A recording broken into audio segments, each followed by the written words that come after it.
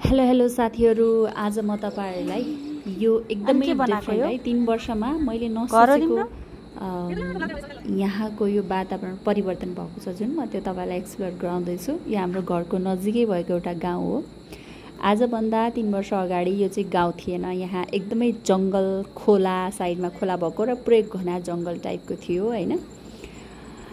र आज भोलि भने यस्तो भएको रहेछ, किनभने म धेरै वर्षपछि घर आउँदैछु। त्यो भएर पनि होला यत्रो धेरै चेन्ज देखिरहेको मैले यहाँ। हेर्नुस् त अहिले त लगभग यहाँ कतिवटा घर भइसक्यो, लगभग 15-20 वटा घरको एउटा गाउँ नै भइसकेको रहेछ अहिले चाहिँ हैन।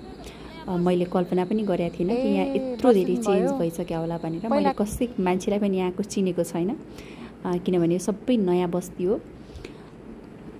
आज भन्दा केही वर्ष अगाडि यहाँ कस्तो थियो भन्ने कुरा मैले भिडियो त्यहाँ अपलोड गरेको छु हैन। पुरानो बनाएको भिडियो चाहिँ मैले 1-2 वर्ष अगाडि अपलोड गरेको थिएँ। म त्यसको लिंक पनि डिस्क्रिप्सनमा राखिदिउँला, तपाईहरु हेर्नु होला। कहाँ घर? मेरो घर त गिर्जगा 2 वर्ष दिपाइल बसे, माइत पनि यही खैरा नाउने नि।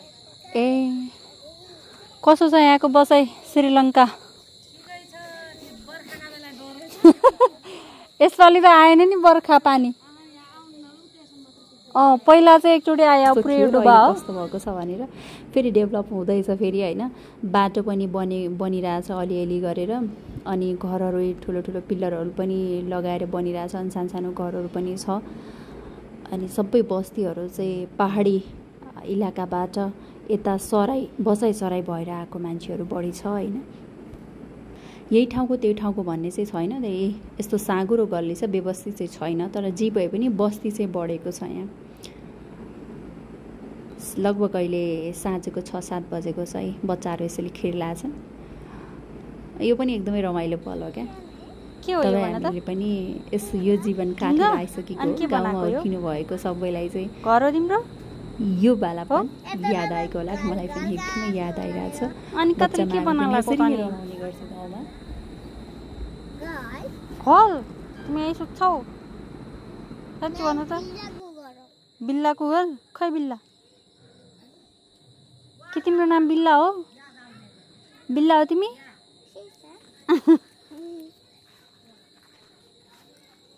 के खान लाग्यो?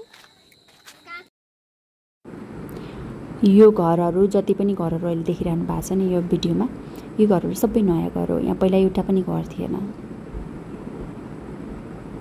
सबै बाँझो थियो, सबै जंगल थियो, साइडमा नदी थियो। गाई बाख्रा चराउने मान्छेहरु चाहिँ यहाँ चराउन आउँथ्यो हैन।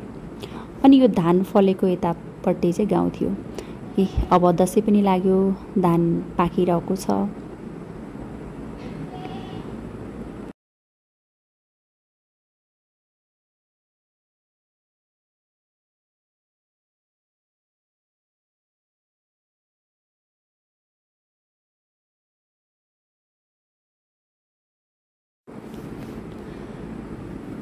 धान पनि राम्रो फलेको रहेछ है। कतिजनाले त धान नदेख्नु भएको पनि हुन सक्छ भिडियो हेरिरहनु भएको मान्छेले।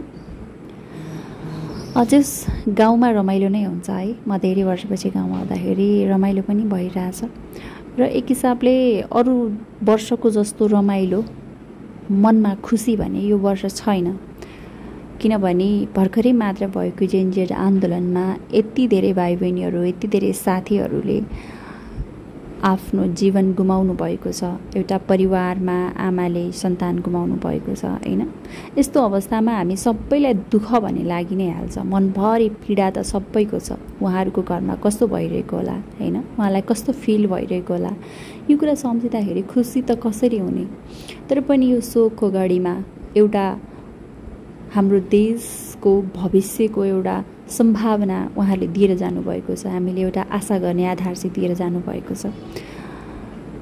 त्यो भएको कारणले गर्दाखेरि पनि हामीहरूले यो विजया दशमीलाई हर्ष उल्लासका साथ मनाउन नसके पनि एउटा भविष्यको आशाको तान्द्रोमा झुन्डिएर हामीले यो दशैंमा शहीदलाई सम्झिँदै र भविष्यको आशाको दियो जलाउँदै दशैं र तिहार चाहिँ मनाउनेछौँ भन्दै सम्पूर्ण साथीहरूलाई ह्याप्पी दसैँ भन्न चाहन्छु।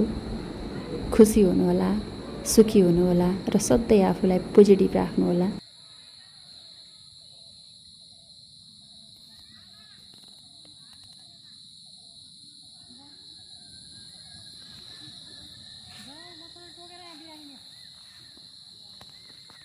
ल ल हल्ले भाइ खिचिदिउँ टाइम लगाउँ।